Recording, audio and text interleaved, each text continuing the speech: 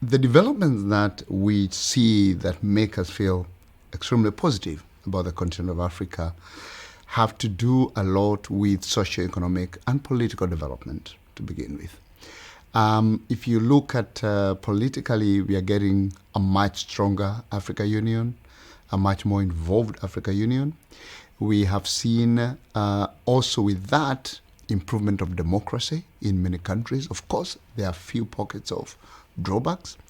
But the other thing is that we are seeing a population that's more educated. And the youthful population is also bringing a lot of innovation that actually is changing the landscape and also helping Africa to leapfrog on many of the challenges that it's had without having to go through the development path of Europe or the US, finding its own path.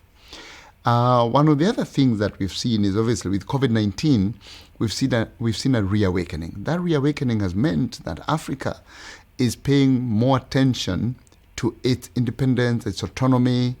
We have had significant conversations on manufacturing of health technologies and products in the continent without having to rely on imports.